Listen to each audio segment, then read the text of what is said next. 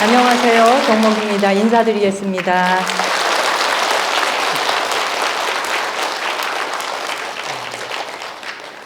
제가 이 공간을 정말 오랜만에 왔네요.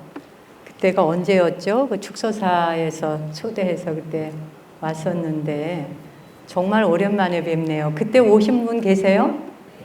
여기 계세요? 예, 오랜만이죠. 네. 뭐 정목스님 온다고 엄청 오래 기다렸다고 들었는데 나오니까 반응은 전혀 안 기다린 반응이에요.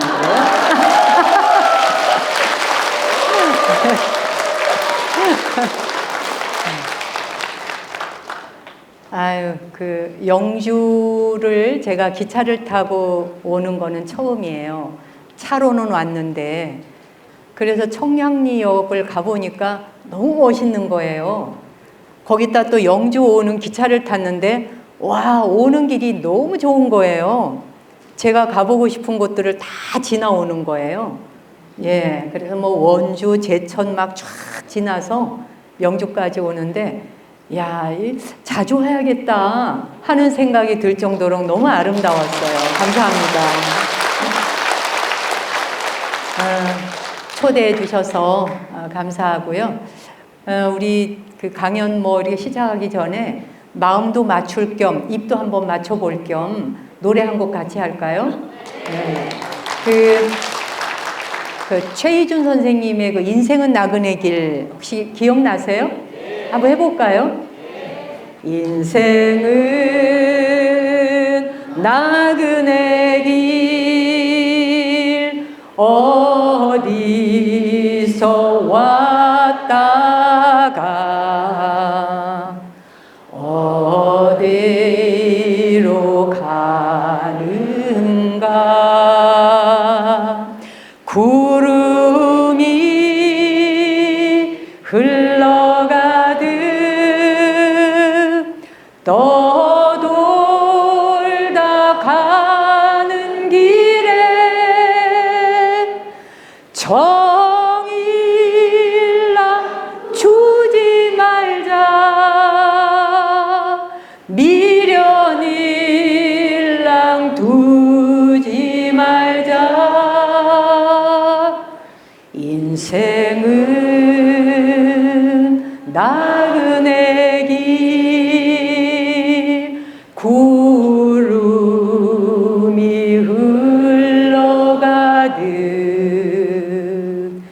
정처없이 흘러서 간다.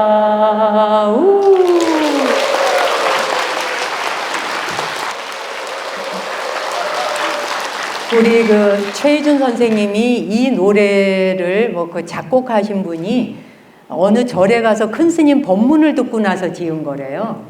예, 큰 스님 법문을 듣고 불교의 그 무상성에 대한 법문을 듣고 나서 탁 떠오르는 영감이 있어가지고 이 곡을 작곡했다 그래요.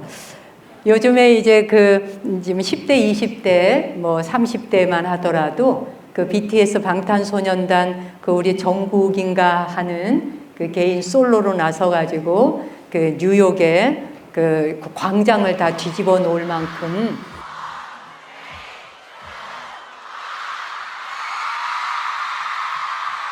대한민국을 지금 알리고 있고 한국이라고 하는 선을 넘어서서 정말 월드 클래스의 가수가 되어서 그들이 부르는 노래 가사들 하나하나가 들어보면 굉장히 우주적이고 범불교적이기도 해요. 그 우리나라, 그러니까 세계 각국에서 그토록 그 열광적으로 인정을 받고 사랑을 받았던 비틀즈 그룹의 노래도 그렇고요. 그 이매진이라는 노래라든지 뭐 이런 곡들이 다 사실은 이 우주가 하나이며 서로 분리되어 있는 게 아니다.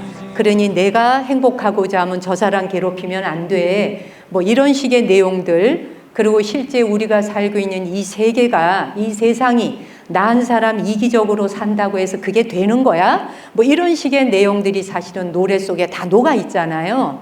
그러니까 사람들이 노래 한 곡에 다 열광을 하는 거지. 그리고 지금 BTS의 노래도 뭐 DNA라는 노래도 그렇고 요즘 새로 또 신곡 발표한 것도 그렇고 들어보면 인간이 가지고 있는 본래의 대자유, 우리 안에 우리가 본래 추구하는 바가 대자유가 아니겠느냐. 예. 그런데 그런 걸 위해서 정말 어떻게 살아가는 게 잘 사는 것일까? 이런 등등을 깊이 고뇌하는 가사들이기 때문에 전 세계인들이 우리말이 안 통하는데도 우리말을 배우려고 난리를 하잖아요. 그러니까 지금의 그 10대, 20대 전 세계에 있는 아이들이 그 BTS가 부르는 노래에 열광하는 게 연세 드신 분들의 입장에서 볼 때는 저게 뭐 그렇게 뒤집어질 일인가? 지금 우리가 부른 인생은 나그네 길, 이게 훨씬 좋잖아요. 우리 세대에는. 그렇죠? 우리 세대는 이게 와닿는단 말이에요. 근데 이 노래는 인생을 어느 정도 살아본 사람이 경험을 해보고 나니까 정말 구름이 흘러가듯 흘러가는 것이구나. 정처 없이 가는 것인데 내가 뭘 붙드느라 그렇게 아둥바둥했지? 예, 그리고 정준다고 정주다가 그놈의 정 때문에 뭐라든지 미련을 두지 말자 했는데 미련 때문에 정말 인생 망했네 라는 말을 어느 정도 인생 살아본 뒤에야 깨달았는데, 놀랍게도 그 BTS들의 노래를 들어보면 40, 50, 60년 살아보지 않고도 이미 그 세계를 넘나들고 터득한 세상에 대해서 노래하고 있는 거예요. 거기에 열광을 하는 거죠. 그 대한민국, 뭐 미국, 영국, 너는 뭐 아시아 사람, 너는 뭐 동양인, 너는 서양인, 나는 뭐 흑인, 백인, 이런 식의 종교의 신념, 인종의 신념을 논하는 것이었단다면 세계가 열광할 리가 없죠. 그 선을 확 넘어서 버리니까, 넘어서니까 모두가 다 함께 열광하는 거예요. 예. 이 사람의 정신을 휘어잡고 뭔가 확 깨어나게 하는 거. 붓다가 그런 분이셨잖아요.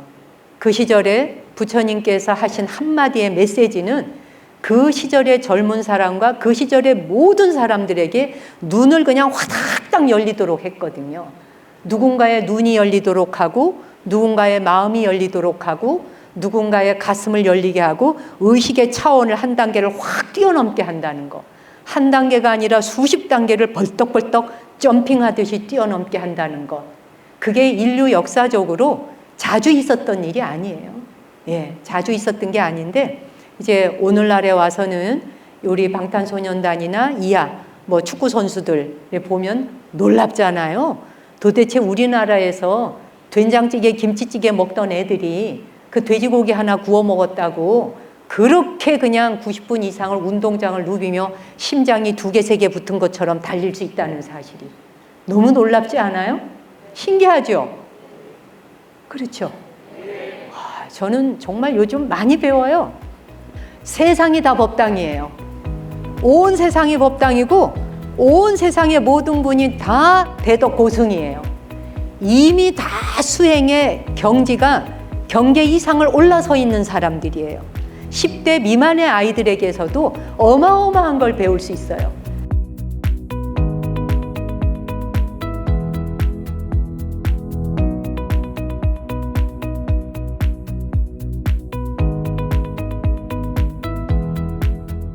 제가 오늘 여기 오면서 거의가 다 불교대학을 공부하신 동창들의 모임이다. 맞나요? 네, 그 축서사에서 불교 공부를 하셨다. 그래서 어떤 공부를 하셨나? 아, 내가 일반적인 이야기를 하려고 그랬는데 그래도 적어도 봉화. 거기가 어디예요? 축서사. 축서사가 누구예요? 무여 큰 스님이 계시는. 그렇죠? 예, 그런 그 절에서 공부하셨다는 불교대학의 학생들, 또 거기에 동창 모임들이시라 하니 그래 그러면 이야기를 조금 수준 올려볼까? 이제 싶어서 조금 올려볼 거예요. 아시겠죠? 네, 잘 들으셔야 돼요. 네, 고맙습니다. 고대 인도의 베단타라고 하는 책에 보면 그런 얘기가 있어요. 인간의 고통에는 5가지의 원인이 있다. 첫째는 자기가 누군지 모르는 것이 고통이라고 그랬어요. 1번. 자기가 누군지를 몰라. 그리고 2번째는 이곡, 즉 자아상, 아상이라고 하는 자아상을 자기인 것으로 동일시해서 착각하는 것, 셀프가 있다고 생각하는 것이죠. 3번째는 덧없이 사라지고 실제하지 않는 것들에 대해서 집착한다. 있는 것인 줄 알고 집착한다. 네 번째는 덧없고 실제하지 않는 것들에 대한 두려움에 휘말려. 덧없고 실제하지 않는데 실제하는 줄 알고 거기에 두려움에 휘말리는 거예요. 그래서 마지막 다섯 번째가 죽음에 대한 두려움이 오는 거예요. 네. 그래서 이 다섯 가지가 바로 고통에 대한 원인이다, 이런 얘기를 했어요. 그런데 그 중에 나머지는 다 잊어버리셔도 좋아요. 첫 번째만 기억하시면 돼. 자기가 누군지 모르는 것에서 고통이 시작된다는 거예요. 나머지 뒤에 것은 다 그냥 이렇게 따라 붙는 거예요. 왜? 자기가 누군지를 아는 순간 나머지는 다 알게 되는 거예요. 다 해결되는 거예요. 그렇잖아요? 자상이라고 하는 것이 자기라고 하는 걸로 동일시하는 것인 줄 자아를 알면, 내가 누군지를 알면 당연히 해결되지 않겠어요? 덧없이 사라지고 실제하지 않는 것에 집착 안 할 거 아니에요? 또한 덧없고 실제하지 않는 것에 대해서 두려움에 휘말릴 일이 없잖아요? 뿐만 아니라 자기가 누군지를 안다면 죽음에 대한 두려움이 있을 리가 없잖아요. 그렇죠? 예. 그러니까 자기가 누군지를 안다는 사실이 제일 중요한 거예요. 이거 하나를 알면 나머지는 다 해결된다는 이야기예요. 우리는 다 자기가 누군지를 아는 것으로 생각하지만 자기가 누군지를 알기가 얼마나 어려운 채 인생을 살아가는지. 인생을 산다는 것 자체가 누가 살아? 셀프가 살아요. 자아가 살아요. 자아가. 에고라고 하는 거, 이고가 나 여기 있어, 나 이런 사람이요, 나 어떤 사람이요, 나는 중생이요, 나는 깨달았어, 못 깨달았어, 나는 어리석어요, 나는 어째요, 나를 갖다 붙인 셀프가 인생을 살아가고 있는 거지. 그런데 자기가 누군지를 안다는 사실은 뭐예요? No self, 무아예요. 무아에 대한 이치를 터득한다면 당연히 나머지는 다 해결이 되는 거예요. 일반적으로 자기가 누굽니까? 라고 물으면, 아까 여기 축사하러 나오셨었죠? 봉화 군수님. 와, 박수 한 번 더 쳐주세요. 군수. 예. 봉화 군에서는 군수님이 제일 높으신 거잖아요. 군민이 제일 높습니까? 와, 역시 다르십니다. 제가 봉화 군이니까 군수님이 제일 높으니까 군민이 제일 높습니다. 이래서 군수가 되셨군요. 자기에 대해서 소개를 한다면 본인에 대해서 어떤 이야기를 하실 수 있을까요? 자기가 누구다. 군수이고. 슬슬 일어나서. 누군지를 모르겠어요. 모르겠어요? 이렇게 바로 답이 나와버리면 안 되는데요.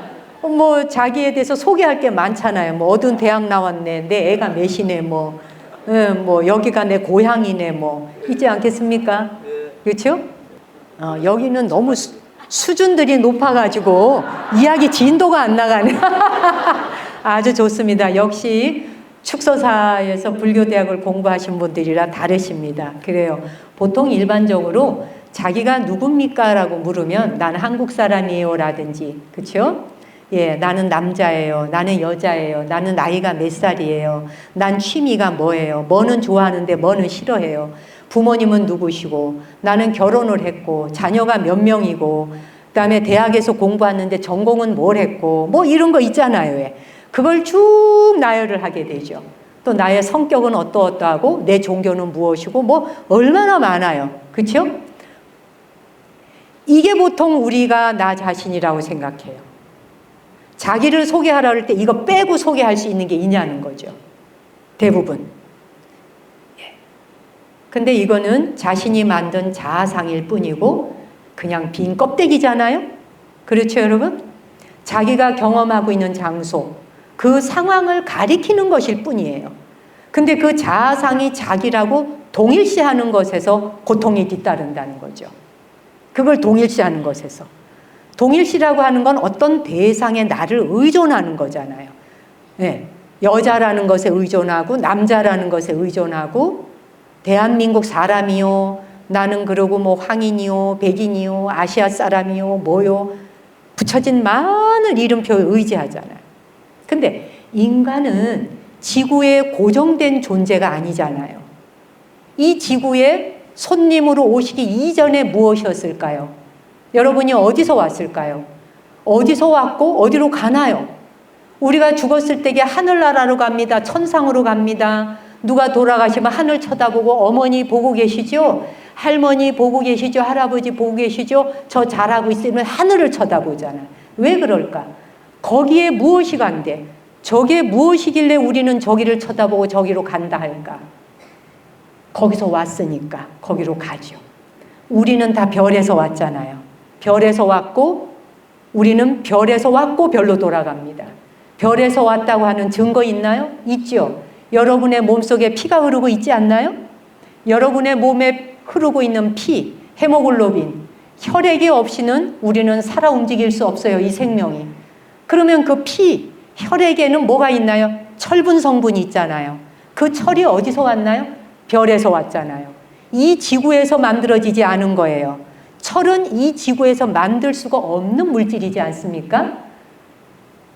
그야말로 거대한 별이 폭파하면서 거기에서 만들어진 찌꺼기들이 내려와서 그 찌꺼기들이 융합되어지면서 생명체가 만들어지게 되죠.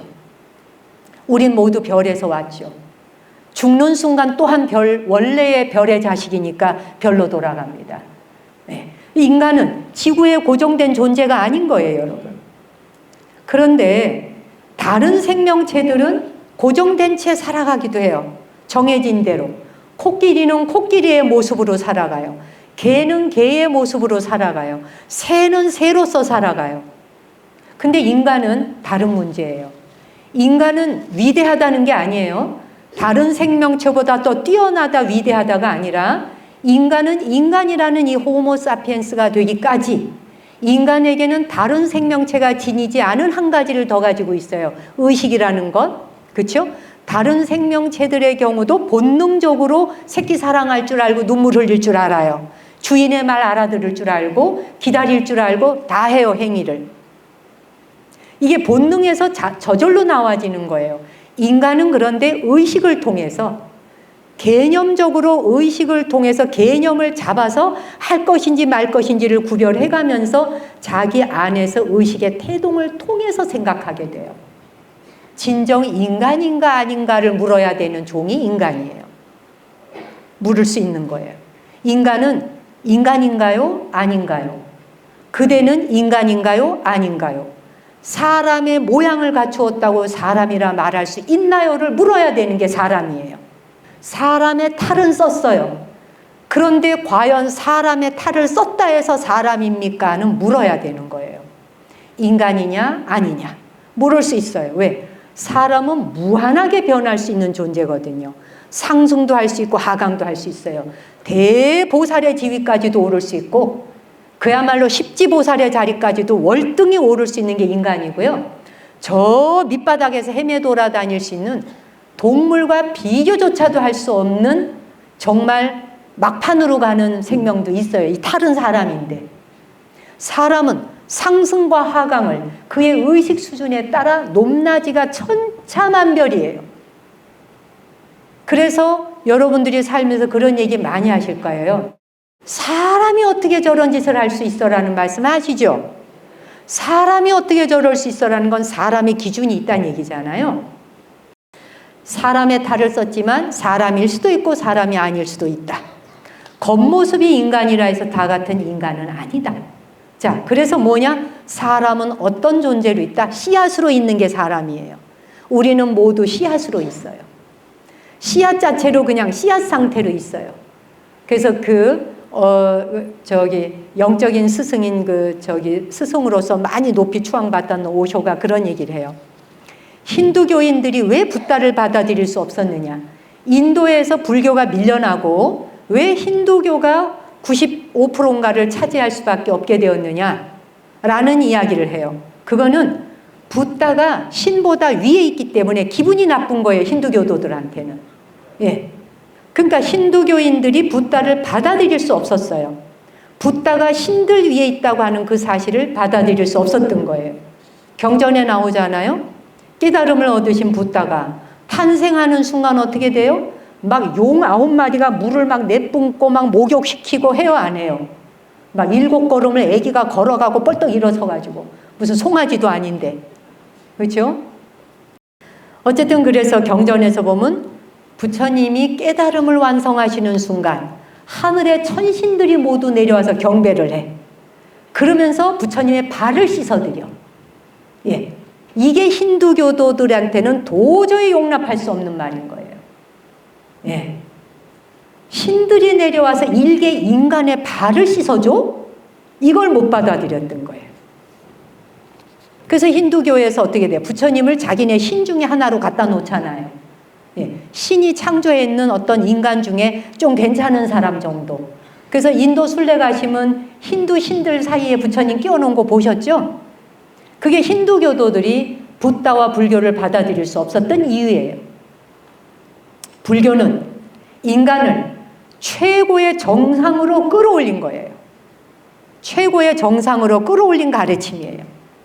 불교에 의해서 인간이 이 존재계의 중심이 될 수 있음을 선언하고 선포한 거예요. 인간이 사람으로서 깨달음을 완성할 수 있다고 하는 걸 선포하신, 그 전에도 없었고 그 이후에도 없었는 전무후무. 그래서 붓다가 있기 전에는 신이 존재계의 최상이었고, 근데 붓다는 존재계의 중심은 신이 아니라 누구다? 깨달은 인간이다 라고 선언한 겁니다. 깨달은 인간이다. 이 말을 힌두교는 도저히 받아들일 수 없었던 거예요. 인도에서 불교가 살아신 것을 전혀 걱정하실 내용이 아니라는 말씀을 드리고 있는 거예요. 순례 가셨을 적에 그런 얘기 하시냐. 어쩌다가 이렇게 다 힌두교를 믿게 됐지? 아직까지도 신이 필요한 사람에게는 신을 믿을 수밖에 없는 거예요. 나쁜 것도 좋은 것도 아니에요. 그냥 믿을 뿐이에요. 그렇지 않아요? 네. 지금 80억 인구 중에 전 세계 불교 인구가 8억이에요. 많다면 많고 적다면 무지 적어요. 기독교 인구 수가 16억인가 26억인가 그렇죠. 예. 불교 인구는 10억이 안 돼요. 그리고 불교는 막 그 종교 인구 늘리기 위해서 대단히 노력하는 시스템 자체가 별로 없어요. 불교 대학이라 그래서 이렇게 했지만 뭐 여러분들을 무슨 뭐 엮어서 뭐 얽어매는 거 있어요? 오면 오고 가면 가는 거예요. 그냥 오면 고맙고 안 와도 상관없어요. 그거 안 온다고 죄 지었다고 말해요, 안 해요? 10년을 안 와도 아무 관심 없어요. 그러다 보니까 이게 조직이 형성이 안 돼요, 불교는. 그 어려움이 있지만 괜찮아요. 조직이 아니고 각자의 삶의 주인이 되어라고 맡기잖아요. 스스로에게 맡겨요. 그러다 보니까 이 공부가 쉽지 않은 거예요. 자기에게 맡기니까. 근데 사람들은 뭐예요? 누가 끌어주기를 바라고 의지하고 기대기를 원하잖아요. 붓다는 존재계의 중심은 신이 아니라 깨달은 인간이야 라고 하는 이 선포가 너무나 엄청난 말로 들리잖아요. 자기가 부처라는데 이 말이 믿어지냐고요. 들어지냐고요. 그러니까 어떻게 돼? 기대고 의지하는 게 훨씬 낫다고 생각했을 수 있다는 거죠. 근데 이것이 나쁘다, 못하다, 열등하다 이 말이 아니에요.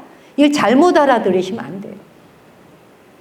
불교를 믿고 따르고 그 가르침을 따르는 사람은 내가 비록 부처라고 하는 걸 깨닫지 못했다 하더라도 그것이 진실이야 하는 걸 아는 사람은 그 길을 또 가는 거예요. 그렇죠? 그게 진실이야 라고 하는 거. 자, 우리 모두는 붓다인데 모두가 불성을 가졌다는데 뭘로 있다? 그냥 씨앗으로 머물러 있는 거예요. 씨앗으로. 씨앗은 가능성으로 열려는 있지만 씨앗이 모두가 열매 맺진 않아요. 모든 씨앗이 다 보리수 나무로 싹 트지는 않아요. 그렇죠?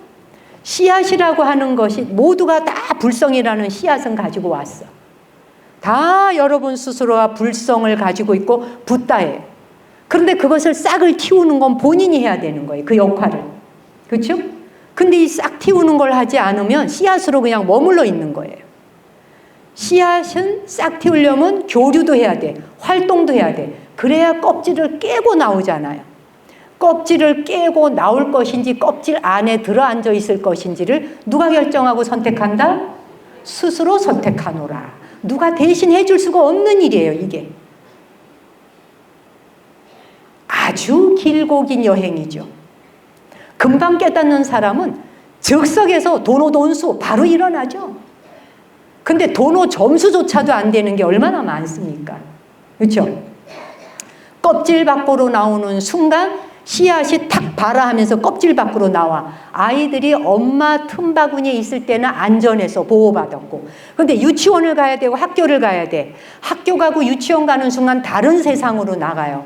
딴 세상으로 나가는 순간 어떻게 돼? 만나보지 못했던 사람들하고 접촉하고 교류를 해야 돼요. 예. 그리고 하지 말라는 것도 많아. 배우라는 것도 많아. 즉 역경과 파도를 만난다. 씨앗이 발화를 하는 순간 역경과 파도를 만나서 이걸 이제 헤치고 나가는, 헤엄치는 걸 스스로 해야 되는 거예요. 그렇게 해서 싹을 틔웠다 하더라도, 자, 싹을 틔웠어요. 틔웠다 하더라도 이것이 성장하기까지는 엄청난 용기를 필요로 해요. 싹을 틔웠네. 천둥 번개 치고 사람이 지나가다 발로 밟네. 짓밟아서 다 사라지고 으깨지네. 그 말은 뭐예요? 인생 살다 보니 싫은 말 하는 사람도 있고 나한테 해코지 하는 사람도 있고, 이게 전부 천둥 번개 아니에요. 수많은 천둥 번개가 겨우 이거 씨앗 하나 발아해서 일어났는데 그거를 싹둑 밟고 지나가거나, 막 때리고 가거나 발로 짓밟고 가거나 무시하거나, 이 모든 것들이 다 뭡니까? 성장을 하는데 어마어마한 용기를 필요로 한다고 하는 사실을 인식해야 되는 거야. 씨앗에서부터 발아해서 그 다음 성장 단계까지. 인간관계에서 상처를 받을까 봐 움츠러든다든지 그렇게 해서는 성장할 수가 없는 거예요. 근데 기본적으로 이 씨앗은 발아하는 순간 성장하기로 되어 있고, 성장하려면 엄청난 역경과 그리고 엄청난 이 파도를 헤치고 나가야 하는 것이다. 원래 그거 하려고 우리가 이 세상에 온 것이다. 세상에 온 목적이 뭐냐? 상구벌이 하와 중생 하려고 왔다. 아무 목적 없다. 돈벌이 하려고 온 거 아니고, 누구 아내 되고 누구 남편 되려고 온 거 아니고, 장관 되고 국회의원 되려고 온 거 아니고, 대학 교수 되려고 온 거 아니고, 이 모든 건 다 수단에 불과하다. 돈벌이 자체가 다 수단이에요. 인생의 목적이 아니에요. 인생의 목적은 상구보리 하와 중생이에요. 상구보리, 나 스스로의 씨앗을 내가 틔워. 그리고 내가 성장시켜. 내가 용기를 내서 넘어가. 파도를 넘고 역경을 넘고. 그렇잖아요? 자신이 넘어가는 길이에요. 그렇게 해서 어떻게 돼? 열매가 맺죠. 이제 잘 성장했어요. 한 사람으로 잘 성장하는 순간 대보살심도 생기고 부처의 마음도 한 번씩 오락가락하고, 어느 날 가만히 들여다보면 부처 될 때 있잖아요. 1초 잠깐. 그쵸 여러분? 1초 내지 2초, 1, 2초 부처 됐다가 그게 좀 길어지다 보면 뭐 1분. 그럴 때 있어요 없어요? 있죠. 그리고 거의 24시간 중에 대부분의 시간은 중생 노름하고 연극 무대에서 깨춤추다가 아차 하고 아차 하는 순간 부처 마음 잠깐 돌아왔다가 돌아오는가 싶은데 에이 모르겠다 또 바로 중생 마음 가죠. 이렇게 인간이 성장해 가는 데는 무한한 상승과 하강을 오르고 내린다. 보살과 중생의 세계를 넘나들면서 위에서 아래로 계속 그냥 당금질을 한다는 거죠. 당금질을. 그런데 인간 세상에서는 상처받을까 봐 움츠러드는 식으로는 상구보리도 안 되고 하와 중생도 안 되는 거예요. 내가 이미 성장해서 한 사람으로 성장해 왔다. 성장해 왔다는 건 뭐예요? 수많은 존재의 은혜를 입었다 이 말이에요. 자기 혼자 밥 먹고 살 수 없고, 나 혼자 이만큼의 나이 먹을 수 없고, 여러분이 지금 입고 있는 이 옷 한 벌을 입으려고 그래도 중동 지역에서 석유부터 나와야 돼요. 석유가 나와서 그냥 오나요? 배 타고 와야 돼요. 배 타고 온 석유로 그냥 옷 만드나요? 정제해야 돼요. 공장 가동돼야 돼요. 전기 돌려야 돼요. 그렇게 해서 공장 돌려서 이 옷감 하나라도 만들어야 돼요. 그렇게 해서 도움받은 걸로 이 몸뚱이 춥지 말라고 감싸고 있어요. 은혜 입은 것이 중중무진 진진찰찰이라는 거예요. 사람 됐다는 건요. 중중무진으로 은혜 입은 거예요. 근데 이거를 기억을 해야 된다는 얘기예요. 이걸 다 까먹고 살아. 그 사람은 뭐예요? 남이 좋지 않은 말 한 것만 기억을 해요. 은혜는 절대로 기억하지 않아요. 다 내동댕이 쳐버려요. 은혜 입은 것에 대해서는 하나도 고맙지 않기 때문에 우리의 관상 자체가 눈을 기다 볼일 잡아요. 안 그렇든가요? 예. 그래서 인생에, 그러니까 하와 중생을 하려면 자기가 배운 것만큼, 내가 아는 것만큼, 내가 할 수 있는 능력만큼 누군가에게 베풀어주고 회양하는 것이 하와 중생이잖아요. 인생의 온 목표는 상구보리 하와 중생 이외에는 없다라고 스스로 이 안에 각인시키셔야 돼요. 사람으로 와서 인간이 싹을 틔우고 성장한다는 건 상처받을까 봐 움츠러드는 게 아니라 상처받을 수 있다는 것을 전제로 살아가야 돼요. 상처받을 수 있고 무시받을 수 있고 얼마든지 모든 것으로부터 당할 수 있다라는 걸 전제로 그냥 파도 타기 넘어가기를 막 해야 돼. 그래서 바다에 나가서 윈드서핑 하는 사람만 선수가 아니라 우리 한 사람 한 사람은 인생의 윈드서핑을 하는 선수가 돼야 돼요. 그냥 자유롭게 거대한 파도를 넘어서는 훈련을 반복하셔야 돼요. 성철 큰 스님이 그러셨잖아요. 무시받아라. 짓밟혀라. 수많은 사람들로부터 짓밟히고 무시당하거라. 짓밟히고 무시를 당하고 더 이상 당할 수 없는 끝까지 가거라. 거기서부터 수행 공부 시작하거라. 거기서 에고를 버리고, 무시당한다는 건 내가 있기 때문에 무시당했다 생각하지 않나요? 내가 무시당했다, 내가 버림받았다, 내가 배신받았다 이러면 막 상처만 남잖아요. 더 많이 상처받으라는 거예요. 더 많이 짓밟히라는 거예요. 더 이상 밟힐 게 없고 더 이상 상처 입을 것이 없는 데까지 저 바닥에 구렁텅이로 아주 완전히 나가 떨어져라. 온 세상 사람들이 다 손가락질하면서 너 몹쓸놈 다 겪어봐라. 그러면 에고가 뚝 떨어진 자리에 거기서부터 수행 공부 시작하라. 얼마나 멋져요. 그렇죠? 공부 거기서부터 출발하라는 거예요. 제가 며칠 전에 무슨 자료 찾다가 보니까 그 축구 선수에 대한 이야기가 올라오는데 이강인 선수에 대한 얘기가 얼마 전에 올라온 게 있더라고요. 손흥민 선수뿐이 아니라 황정민인가요? 뭐예요? 황희찬. 네, 황희찬. 예, 고맙습니다. 알려주셔서. 황희찬 씨 미안해요. 어쨌든 이런 기라성 같은 선수들인데 그 이강인이라는 선수, 축구 선수 인터뷰하는 걸 우연히 이제 며칠 전에 보게 됐어요. 야, 진짜 신통의 방통이더만. 정말요.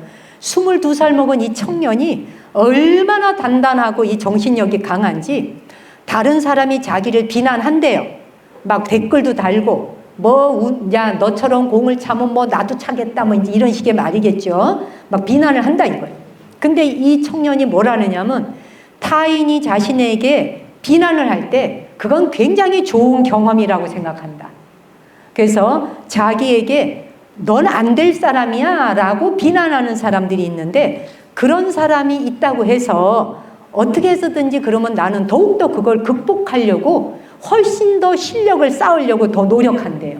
그래서 누군가가 자기에게 비난하는 말 한마디는 자기로 하여금 동기부여가 돼갖고 더 열심히 해봐야지 내가 저 사람의 말의 파도를 넘어설 거야 라고 하는 이 오기가 온다는 거지. 이런 오기가 있어야 돼요. 그래서 훨씬 실력 있는 사람으로 각고의 노력을 통해 자기를 단련한대. 그래서 오히려 다른 사람의 비난이 나에게는 동기부여가 됩니다 라고 하는 말. 와, 경전의 법문하고 똑같은 말인 거예요. 그대로 그냥 부처님 법문하고 하나도 다를 바가 없어요. 오히려 타인의 비난이 나에게 동기부여가 되노라. 네. 그래서 나는 위축되지 않는다. 그러면서 그보다 더 나아가서 타인의 평가와 시선보다 다른 사람이 나를 평가하고 다른 사람이 나를 어떻게 봐주느냐가 중요한 게 아니라 나는 나 자신에게 만족할 수 있나 없나를 따집니다라고 말해요. 자기가 하고 있는 실력이 자기 자신에게 만족하냐 안 하냐 이게 더 중요하대. 내가 대보살이 되는지 대보살인지 아닌지를 남이 봐줄 거냐 말 거냐가 아니라 내 행실과 내 언행과 나의 심구의 삼업이 보살다운가 아닌가가 내 자신이 나를 점검해야 된다는 말과 뭐가 다르겠습니까, 여러분? 그렇죠? 이런 선수한테는 진짜 박수 보내줘야 돼요. 너무 멋있는 거예요. 그렇죠? 예. 그러면서 자신의 기준이 가장 중요하다는 거예요. 그래서 남의 말에 나는 크게 흔들리지 않아요 라고 인터뷰를 해요. 이게 바로 회복 탄력성입니다. 그냥 넘어진 듯 하는데 바로 탁 치고 올라오는 거지. 너는 네 말에 나는 내 길 갈 거야. 네가 나한테 그랬어? 네가 보는 게 다는 아니야 라고 하는 거지. 네가 보는 모습이 나의 전부는 아니야. 그리고 네가 본 것은 너의 평가일 뿐이고 네 눈이 본 거고 네 입으로 말하는 것뿐이지. 내가 왜 네 평가에 좌지우지해야 돼? 말하자면 이 정도의 용기는 있어야 되는 거거든요. 여러분 그렇게 해서 하세요? 이렇게 안 사라지죠? 참 이렇게 안 사라진다. 누가 말 한마디 하면 금방 엎어져 갖고 집에 와서 소화도 안 돼. 밥도 못 먹어. 그 말이 귀에 걸려가지고. 그렇죠? 그냥 걸려서 그냥 밥이 안 넘어가요. 잠을 자면서도 그 생각이 따라와. 침대까지. 이불을 덮었는데 같이 이불을 뒤집어 쓰고 같이 자. 자면 뒤적뒤적. 앞으로 뒤로 막. 그 말만 생각이 나. 다른 사람이 여러분의 인생에 관여하고 치고 들어오지 않도록 해야 돼. 여러분의 멘탈이 스스로 강인해야 돼. 아무것도 치고 들어오지 못하도록 해야 돼. 그러려면 정신적 면역력이 강해야 되겠죠. 정신적으로 허약 체질이어서는 씨앗이 발화를 못한다는 얘기죠. 발화를 했다 하더라도 얘가 성장하기가 어렵죠. 성장해서 열매를 맺었다 하더라도 타인에게 향기와 열매를 나누어 줘야 되잖아요. 그렇죠? 그래서 자기는 그 어려서 그 아주 아기 때 어린애예요. 어린애가 그 스페인 팀에 이제 간 거예요. 우리나라에서 안 받아주니까 나이 어리다고. 얘 실력이 같은 나이 또래에서 배울 게 없어요. 그 같은 나이 또래 못 배우니까 나이가 좀 있는 위에 형아들하고 하려니까 형아들 부모들이 또 반대를 했대. 그거 왜 반대하는지. 외국은 실력 있으면 다 받아주거든요. 아무리 나이가 어려도 나이 어린애라도 실력 있는 사람한테 배워야 되거든요. 예. 그래서 안 받아줘갖고 스페인으로 보냈어요.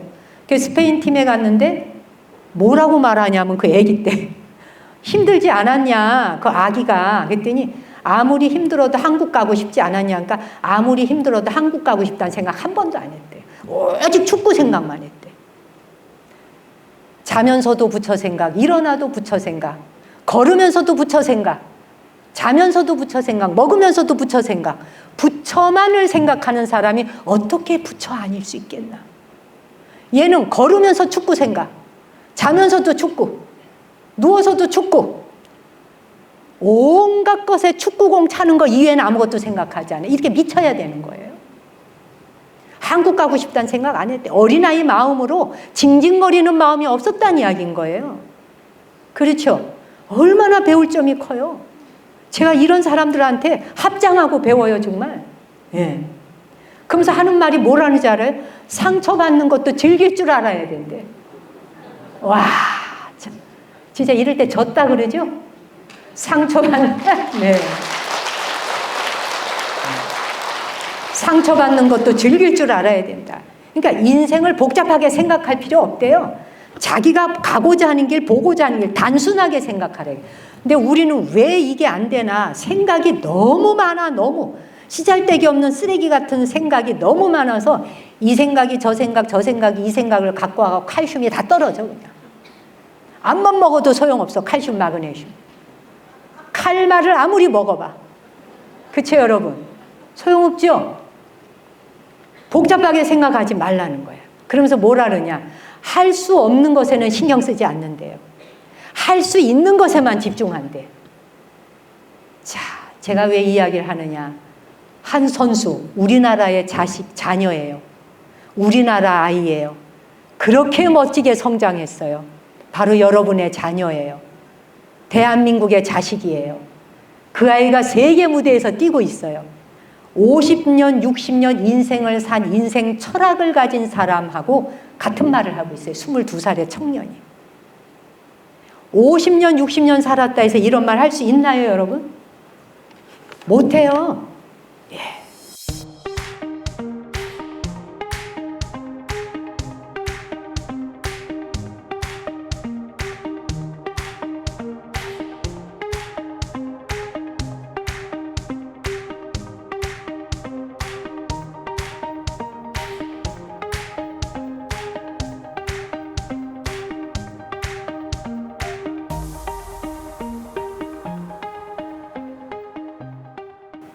제가 이제 몇 년 전에 들었던 얘기인데, 인도 뭄바이 출신인데 앤소니 드 멜로라고 하는 여수의 신부님이 있어요. 이 신부님이 굉장히 많은 사람에게 존중받던 분인데, 돌아가신 이후에 그 동생 되는 분이 자기 형에 대한 일생이 얼마나 훌륭한지를 알아서 집필해서 책으로 냈어요. 근데 그분이 우화를 하나 이야기하는 거야. 이 신부님, 돌아가신 신부님. 그러니까 한 여인이 이제 죽을 시간이 가까운 거예요. 운명이 가까웠어요. 예, 생사를 막 넘나들어. 그 생사를 넘나들면서 막 정신이 오락가락 하는데 갑자기 높은 곳에서 음성이 하나 들려오는 거예요. 너는 누구인가? 이렇게 물어요. 그랬더니 저는 뭄바이 시의 전 아무개 시장의 아내입니다. 나는 누구의 아내냐를 묻지 않았다. 너는 누구이냐? 그랬더니 전 아이의 엄마입니다. 내가 누구 엄마냐고 물은 바가 없다. 너는 누구냐? 저는 학생 가르치는 선생입니다. 나는 네 직업이 뭐냐고 물은 바가 없다. 너는 누구냐? 저는 종교는 기독교를 믿고 남편 보좌도 잘하고 있고 뭐 선생으로서도 학생을 잘 가르치고 있습니다. 네가 무엇을 하는 사람이며 뭘 하면서 사는 사람인지를 나는 물은 바가 없다. 너는 누구냐? 이렇게 질문을 하는 동안, 질문하고 대답하고 질문하고 대답하는 동안에 이 여인이 막 사경을 헤매고 있던 중이었는데 하나하나의 껍질이 벗겨지기 시작하면서 왕쾌가 됐어요. 그 질문하는 사이에 껍질이 하나씩 필요 없는 게 벗겨지기 시작했어요. 나는 이런 존재입니다. 저런 존재입니다. 벗겨내고 다 벗겨냈지. 그래서 정신이 맑아진 거예요. 여러분도 집에 가서 해보세요. 스스로 자기가 묻고 자기가 대답해봐요. 대답할 수 없는 데까지 도착해보세요. 더 이상 끌어낼 것이 없는 데까지.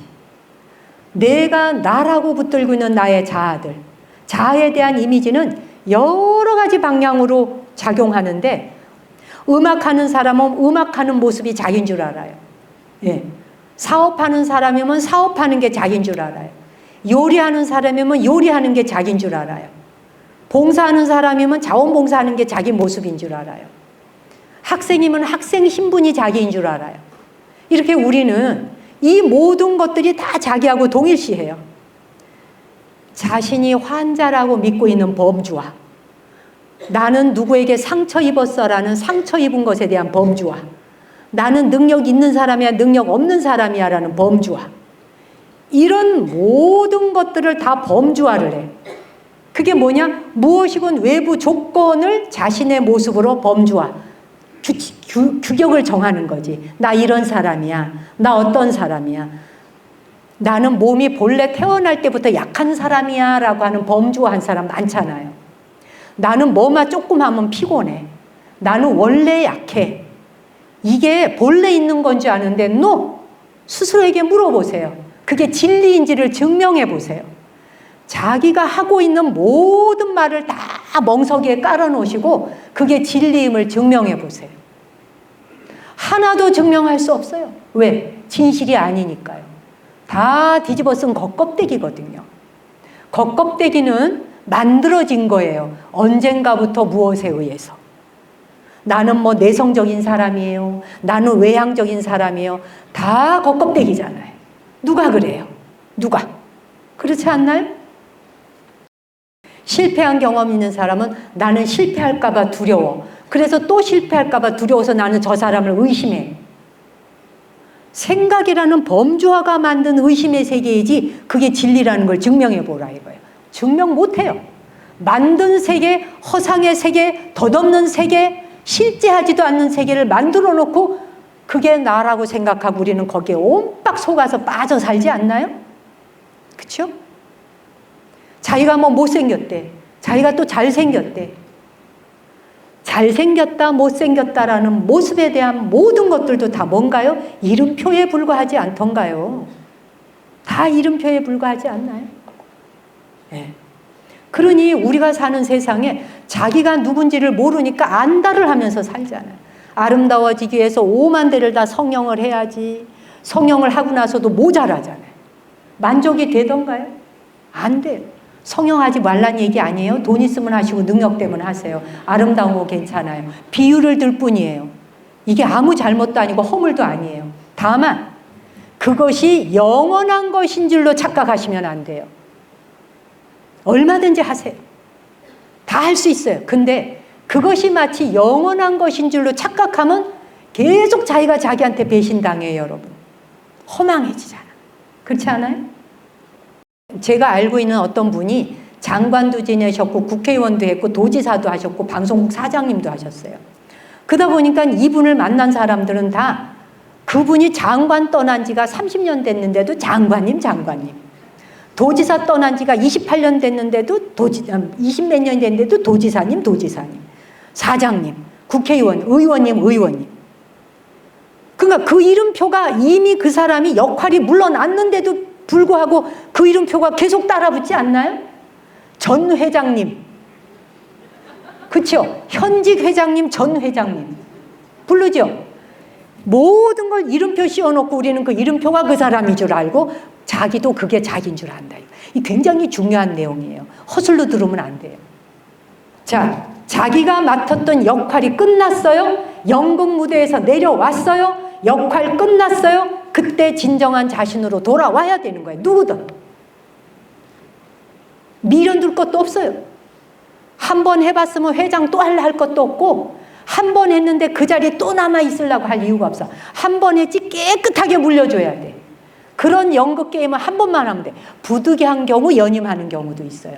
너무 사람이 없을 때 그땐 봉사해야지. 다른 사람을 위해서. 요거는 괜찮아요. 역할이 끝났으면 무대에서 내려왔으면 무대에서 내려오는 순간 그 역할은 껍데기 벗겨놔라. 여름에 매미가 앙깡 맴 울다 껍질 딱 벗어놓고 가지요. 껍질이 창틀에 붙어 있죠. 창틀에 붙어 있는 매미 껍질이 날아간 매미가 그 껍질 아깝다고 돌아오던가요? 인정사정 없이 버리고 가죠. 뱀이 허물을 벗듯이라고 하는 말씀이 경전에 많이 나와요.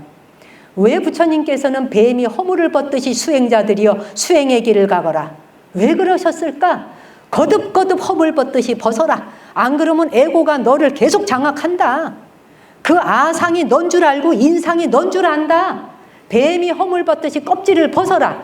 뱀이 껍질 벗지 않으면 어떻게 해? 통증 때문에 죽어요. 반드시 껍질을 벗어야 돼요.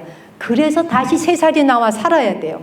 그래서 뱀이 허물을 벗듯이 수행자들이여 허물을 벗고 계속 나아가라. 정진하고 수행하라. 끝이 없다는 거예요. 그 길이. 근데 그 껍질로 다시 돌아올 필요가 있냐고요. 죽음 이후에도 우리가 뭐 산소에 묻혔다고 합시다. 이미 죽어서 갖는 그 껍질을 산소에 갖다 묻었다고 그 껍질 찾아와요, 여러분? 찾아올 사람 봤어요, 혹시? 못 봤죠? 껍질은 다시 오지 않아요. 허망한 껍질에 매달리지 말라는 거예요. 집착하지 말라는 거예요. 그것이 바로 깨어남의 출발이에요. 깨어남의 출발은 나는 누구인가로부터 출발하라는 거예요. 그 질문부터 출발하라는 거예요. 더 이상 지울 것이 없을 때까지 자기가 누구인지를 증명해 보시고 그 증명이 아니다 버리고 아니면 버리고 마지막 딱 그놈하고 정면 승부하라는 거예요. 그게 화두잖아요. 화두는 그놈하고 정면 승부하는 거잖아요. 이무없고하고 왜 정면 승부하겠습니까? 다 지우고 난 뒤에 마지막 오똑하게 남은 그놈하고 딱 정면 승부하는 거잖아요. 그거하고 한판 붙어봐야죠. 그렇죠? 확실히 아시겠죠? 전혀 모르는 눈치라서 이제 맞아요? 맞습니다. 이미 여러분이 아시는 거예요. 다 아시는데 다시 한번 확인시켜 드리는 것 뿐이에요. 다시 복습하는 거예요. 그래서 우리는 누구나 이 모습일 수도 있고 저 모습일 수도 있다는 거예요. 왜? 존재는 역동적이니까. 남편이 너무 괜찮은 남자라서 결혼했는데 결혼하고 보니까 형편부인 지경인 거예요. 더럽게 이럴 데가 없고 뭐 냄새나고 빨지도 않고 막 이래요. 네. 그리고 여자가 굉장히 아름답고 또 내지는 아름다움보다 덕스러운 것 같아서 착해 보여서 결혼했는데 이게 악마가 따로 없는 거예요. 결혼을 하고 보니 세상에 어떻게 이런 인간일 수가 있나. 물리려니까 또 애들 때문에 못 물려. 뭐 이렇게 해서 살다 보니 10년, 20년 온 경우 많죠. 박수 치시는 분이 지금 머리가 희끗희끗해지실 정도로 속아서 여적 살아오신 거야. 당신이 생각하니 기가 막힌 거야. 그렇죠? 그래도 얼마나 훌륭해. 그 역경과 파도를 넘어오신 거예요. 자신을 칭찬해야 되는 거예요. 우리는 자기가 맡은 역할 꼬리표. 자신이 앓고 있는 병명이나 직업이 아니라는 거예요. 그 꼬리표가. 존재 자체일 뿐이다. 존재로 돌아와야 되는 거예요. 그냥 자기 존재로. 본인의 본래 모습으로 돌아와야 돼요. 자, 이 말은, 자, 여러분이 부부가 있고 부모 자식이 있어요. 그럴 때 자기 자신에 대해서도 모르는데 자기 아내와 남편에 대해서 제대로 알 것 같아요? 내 아들, 내 딸에 대해서 제대로 알 것 같아요? 알고 있다는 정보가 몇 개 없어요. 내 자식인데도요. 내 자식인데 자기가, 특히 아버지의 경우는 더해요. 엄마보다. 자식에 대해서 알고 있는 정보가 5개를 말할 정도 되면 굉장한 아빠예요. 정말 그 정도로 정보가 없어요. 아는 게 없어요. 대화해 본 게 별로 없으니까요. 특히 경상도는 더해요. 이쪽 지역은 더 심해요. 또 왜? 입 다무는 게 미덕이라고 배워왔거든요. 그런데 21세기가 되니까 어떻게? 입 다무는 게 병이 돼버린 시대에 오니까 입을 터벌레니 안 터지는 거예요. 습관을 안 들여봤잖아요. 미안하다는 말도 하면은 채통 떨어지는 줄 알아요. 그 체면을 저승 갈 때 어디 가져가서 몇 점에 써먹을지 나는 모르겠어요. 하나도 좋을 거 없어요. 미안해해야 돼요. 고마워해야 돼요. 입 밖으로 열어서 말해야 돼요. 왜? 인간은 말하기 위해서 서로 대상과 만난 거예요. 말이라고 하는 게 없다면 우리 인간이 이만큼의 세월과 역사를 진화해 오지 못했어요. 언어를 통해서, 말을 통해서 서로를 성장시켜 왔어요. 말을 하지 않으면 성장 못해요. 그래서 미안하다, 고맙다 이런 말을 무지 많이 해야 돼요. 그리고 이건 내가 잘못된 거야. 그건 내가 볼 때 당신 오해한 거야. 이건 선은 이렇고 후는 이래. 감정 가라앉히고 서로 한번 마주 보자. 이게 말이 통해야 돼요. 됐고! 그만! 끝! 시끄러 그만. 경상도 이 시끄러 그만 이것 때문에 얼마나 많은 여성들에게 상처를 줬나요? 근데 이제 남성들도 보세요. 나이가 들기 시작하니까 거사님들도 누군가가 인정해주고 좋은 말 해주면 기분 좋죠? 상처 입는 말 하면 힘드시죠? 똑같아요. 내가 내리고 있는 분별심, 이 분별심이 진실인지 아닌지를 오늘서부터는 전부 뚜껑 따고 열어보세요. 아시겠어요? 다 리스트업을 해서 적어보세요. 자기가 했는 말이 진짜 맞는지. 아유, 저 인간은 안 돼, 저런 거는. 주는 거 없이 미워. 뭐 이런 거 있잖아요. 저런 사람 꼭 사기꾼 같아. 뭐라든지. 타인한테 붙여둔 이름표들, 내 아들과 내 딸에게 붙여둔 그 많은 분별과 판단들, 내 아내와 내 남편 모든 사람들에게 붙여둔 이름표들, 이거 하나씩 다 걷어내고 지워보자 이거예요. 다 지워내다 보면 존재를 존재로 보게 되는 거죠. 존재를 존재로 보게 되는 순간 무슨 일이 일어날까를 스스로 경험해 보시라는 거예요. 이게 수행이고 정진이고 기도예요, 여러분. 기도는 어떻게 하나요? 라고 물어오시는 분이 많아요. 기도하는 건 간단해요. 자기가 아침에 눈 떠서부터 잠들 때까지 자기 마음 안에서 그날 자기 여기에서 떠오르는 사람들에 대해서 무엇이라고 분석하고 있는가를 들여다보세요. 이걸 전부 분석해서 내가 타인에 대해서 내 맘대로 이렇게 분석을 하고 있고 판단하고 있네. 내가 내리는 판단이 진실인가? 한 번만 물어보고 멈추세요. 스탑하는 기능이 있어야 돼요. 멈추고 그게 진실이야 아니야를 한번 물어보라. 하루에 한 번씩 이런 일을 계속 밥 먹듯이 운동하듯이 해보세요.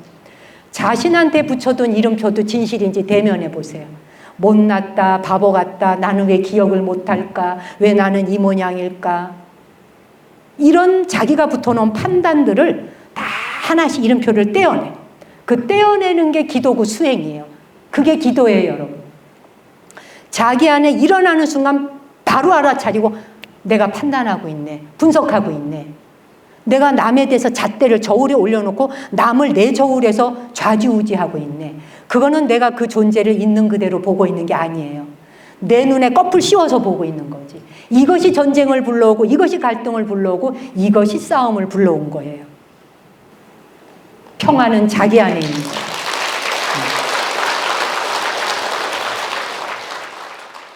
여름에 무성했던 잎들 다 떨구고 나무들도 겨울을 맞이하면서 잎을 다 떨구고 나무, 옷을 벗은 가지로만 서 있을 거예요. 그리고는 추운 겨울을 당당하게 이겨내겠죠. 겨울은 모든 존재에게 너무나 아름다운 계절이고 꼭 필요한 계절이죠. 니체가 아침 노을이라고 하는 책에 그런 말을 썼어요. 살면서 때로는 멀리 보는 눈이 필요할 때가 있다. 친한 친구를 할지라도 멀리 떨어뜨려 놓고 그들을 생각하라. 그럴 때 함께 가까이 있을 때보다 훨씬 더 그 사람이 그립고 아름답게 느껴진다. 어떤 대상과 얼마쯤은 거리를 두고 보라. 거리를 두고 바라보면 많은 것들이 훨씬 더 소중하고 아름답게 받아들여진다. 고독의 시간을 맞이하라는 거예요. 고독해야 한다. 홀로 있는 시간을 지내라. 외로움이라고 하는 걸 즐겨라.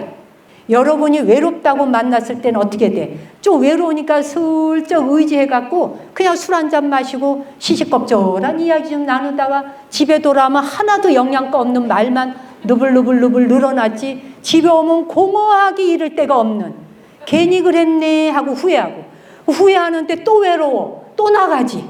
또 수다를 떨지. 그 수다를 떨면 건강하다니까 신경정신과 병원에서 수다를 많이 떨어란 카페에서, 또 비싼 카페에서 만나잖아. 분위기 있는 카페에서 비싼 커피 한 잔 마셔가며 수다를 떨 때 그 수다에 거의 가다 그 도마 위에 누가 올라와? 알지도 못하는 사람이 다 등장을 해. 아무 상관없는 사람 다 올려놓고 자기의 입맛대로 다 내리 쪼았다가 칼질했다가 막, 그러면 더 맛있어 또 그게. 그렇지 않나요 여러분? 그리고 커피가 왜 이렇게 맛있어? 그냥 커피가 맛이 좋을 때일수록 남 흉을 많이 봤다는 뜻이에요. 커피가 쓰게 느껴졌을 때는 고독하게 고뇌했다는 이야기예요. 안 그렇겠어요? 예. 그래서 아주 작은 생각밖에 할 줄 모르고 마음 씀씀이가 그냥 좁쌀알 같이 써. 그냥 좁쌀알 같이 마음을 쓸 수밖에 없는 이런 작은 인간들이 모여서 뽁닥거리는 세상 속으로 외롭다고 퐁당 들어가. 자유도 해봐야 공허한 거예요. 그러느니 어떻게 된다? 고독한 시간을 보내라. 혼자 있는 것처럼 좋은 게 없어요. 남과 더불어 함께 할 때는 그들에게 내가 세상을 향해 유익함을 줄 수 있는 일을 위해서는 함께 더불어 하지만, 그것이 아니고 누구를 흉봐야 하고 누구를 험담해야 하고 누구를 판단 분별해야 하고 에고라고 하는 거 자랑질해야 되고, 나는 이만큼 배웠어, 우리 집은 부자야, 나는 에쿠스를 타, 너는 벤츠 타냐, 이거를 자랑할 지경에 이르르는 그 정도의 아상을 가지고 외로움을 달래보겠다고 만나서 아무개는 무슨 아파트에 살고 나는 무슨 아파트 사는데 저거는 몇 평짜리고, 이런 수준에 대한 걸 논하기 위해서 인생을 살다 간다? 이 작은 마음, 쪼잔한 마음을 쓰는 걸로 내 인생을 나이를 먹겠다? 아니지 않냐는 거예요. 여러분 생각은 어때요? 이 저만의 생각인가요? 그러니 일상을 살아가는 중에 혼자 있음으로써 오독한 외로움을 즐겨라. 혼자 있는 순간에 그 고독이 오고 외로움이 올 때, 이 외로움이 어디서 오는 것이며 외로움은 무엇인가? 내가 무엇을 구하고 있는 것인가? 그러면 내면으로 더 깊이 들어가지. 지금 이 찰나 이 한순간순간을 내가 잘 살아내는 것이 가장 세상에 기여하고 봉사하는 거예요. 여기 와 계시는 한 분 한 분은 이 세상에 별의 자식이 왔고 별처럼 총총거리면서 살아야 되는 거예요. 별처럼 반짝거리고 빛나는 마음으로 찬란하게 한 생을 멋지게 100세 시대를 살다 가야 되는 거예요. 여러분 한 사람 한 사람이 자기의 삶을 그렇게 고귀하고 아름답게 가꾸고 살아주셔야 그것이 인류를 발전시키고 진화시키는 거예요. 그래서 불교에서는 가치 있게 사는 삶으로 뭐라 그랬어요? 지금 이 순간을 잘 살아라 그랬잖아요. 지금 이 순간을 잘 살아라. 그 지금 이 순간을 잘 살아라를 임재선사께서 뭐라 하셨어요? 시중편에서 한마디로 딱 요약하시잖아. 그릇이 큰 사람은 여대기자, 큰 그릇이란 말이잖아요. 여대기자, 그릇이 큰 사람은 유혹에 빠지지 않는다. 이런 유혹 저런 유혹에 빠지지 않아.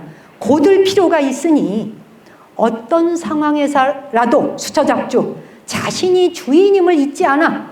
그래서 입처계진이라. 그대가 서 있는 자리자리마다, 앉아 있는 자리자리마다, 그대의 눈길이 가는 곳곳마다, 그대의 손길이 가는 곳곳마다 진리의 자리 아닌 것이 없다. 기가 막히잖아요.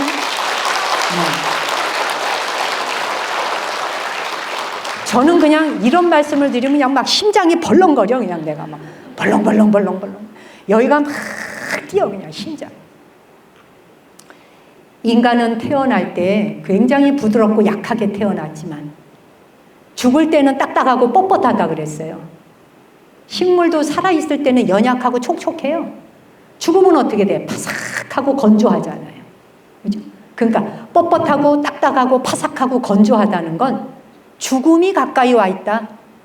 마음이 뻣뻣해. 말하는 거 뻣뻣해. 표정도 뻣뻣해. 허는 짓짓이 뻣뻣해. 딱딱해. 그건 뭐예요? 죽음을 벗삼는 사람이다. 살아있는데 죽은 송장처럼 사는 거다. 나이가 60, 70을 먹었지만 보드라와. 연약한 새싹처럼 해. 새순 같아. 부드러워. 그건 뭐예요? 그런 사람은 곧 나이는 먹어가지만 보드라운 아가처럼 사는 거지. 안 그렇겠어요? 그렇다고 아무나 만나서 안녕하세요 뭐 어쩌세요 이러라는 게 아니잖아요. 그렇죠? 자신이 지금까지 살아온 날들에 내가 제대로 살아오지 못했다 해도 설령 살아온 날들에 후회하는 일이 있다 합시다. 실패한 일이 있고 후회한 일이 있고 후회되는 일이 있고 이거는 아닌데 라고 하는 생각이 드는 일이 있다 합시다. 그렇다고 해서 이미 지나온 것을 옆에 쌓아두실 필요가 없어요. 그 진보다리들을 옆에 쌓아두실 이유가 없어요. 어떤 것이라 해도 과거예요. 지나간 과거에 대한 것들은 실수했고 실패했고 부끄럽고 수치스러웠다 해도 옆에 쌓아두지 마세요. 그거를 짐을 옆에 쌓아두기 시작하면 스스로 어두워져요. 딱딱해지고 경직되고 죽음을 가까이 하는 시체처럼 사라지는 거예요. 실수했을 수 있어요. 그때 내가 무지했으니까 그럴 수밖에 없었어. 그때 그랬어? 인정하고 지나가세요. 내가 그때 무지했어. 그때 내가 어리석었어. 내가 현명하지 못했고 지혜롭지 못했어. 그러다 보니 내가 그게 남에게 상처 주는 건지 뭔지도 모르고 그런 짓을 막 했어. 했어라고 인정하세요. 나 그런 짓 했어 라고 인정하면 돼요. 그리고 지나가셔야 돼요. 옆에 쌓아두고 어쩌나 저러나 이러실 필요가 아니라는 거예요. 나이 든다는 것은 들려오는 말들이 고가운 말조차도 별것 아닌 걸로 술렁술렁 넘어가는 걸로 들리는 거예요. 그래야 하는 거예요. 예. 그래서 욕망과 탐욕에 헐떡거리는 삶이 아니라 스스로의 삶을 억압하는 삶이 아니라 아름답게 바라보고 아름답게 듣고 아름답게 말할 수 있고 아름다운 표정으로 세상을 대하는 게 그대가 60, 70 살아오는 동안 당신 먹여 살려준 모든 존재에게 은혜 갚는 길이에요. 이거 이외에 없더라고요. 이거는 제가 살아보니 그렇더라고요. 아, 나이 먹어간다는 게 뭐지? 제가 뭐 승복 입고 있다 해서 여러분보다 더 잘날 게 아무것도 없는 사람이에요. 여러분의 머리 위에 히말라야 설산이 내려앉을 때, 머리 위에 히말라야 설산이 탁 내려앉을 때 그 고귀함과 고결함의 아름다움, 당신이 살아온 날을 보여주시는 거잖아. 그럴 때 그대의 존재 자체가 히말라야가 돼주셔야 되는 거예요. 누구나 그 산을 올라서 등반하고 싶도록 만들어 주셔야 돼요. 그게 나이 드는 사람의 멋진 모습이다. 제가 수도 없이 말씀을 드렸어요. 저도 하느냐? 못해요. 노력하려고 그래요. 그렇게 해보려고. 말만 큰 소리 뻥뻥 치지 제가. 그래서 각자의 삶에서 인생을 향한 자기만의 기도를 하시라는 거예요. 아까 얘기했죠? 자기만의 기도 제가 어떻게 하시라 그랬어요? 타인을 보고 판단 분별하는 거, 저울에 올려놓는 거, 판단 분별 멈추기, 한 달 프로젝트, 자기에 대해서 타인에 대해서 그거를 다 내려놓고 지우고 누구와 맞닥뜨린다? 존재 자체에 그냥 그 존재 생긴 그대로 만나봐라. 이름표 다 떼고 정면으로 승부, 자신과 만나보라는 거예요. 정말 자기가 누구냐는 거예요. 고독하라는 거예요. 모든 잎사귀를 떨군 겨울나무처럼 고독하라. 정면으로 자신과 만나라. 그리고 그 앞에 서서 정정당당하게 화두를 잡아라. 라는 것이죠. 여기를 이제 화두 공부하시는 분도 많이 계실 테니까. 못하시는 분도 계실 거예요. 그럴 때 간단한 방법이 있어요. 고마운 순간엔 고맙다 말하시면 기도예요. 미안한 순간엔 미안하다 말하시면 기도예요. 다음에는 더 주의를 기울이겠습니다. 기도예요. 한 발 물러서서 다독거리는 말. 그건 내가 미안했어요 라고 말하고, 그거는 내가 실수했네요 라고 말하는 것이 기도예요. 기도는 아주 쉬워요. 칭찬도 기도고 격려도 기도고 응원도 기도예요. 요즘에 댓글에 보면 많은 사람들이 정말 엄청난 기도를 해줘서 난 너무 고마워요.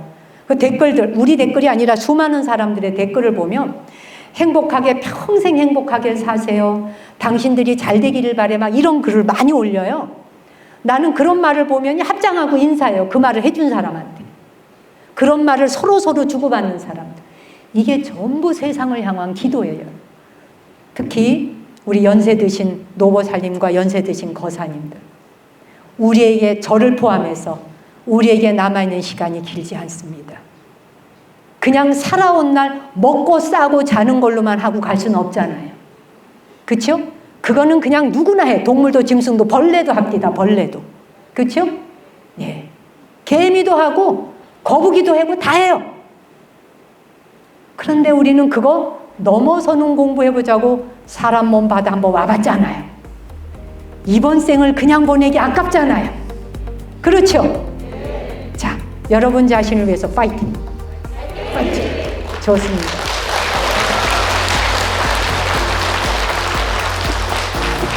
네, 여러분 부디 아프지 마시고 건강하고 여러분 살아가시는 날에 제 작은 기도 속에 건강하시기를 함께 하겠습니다. 고맙습니다.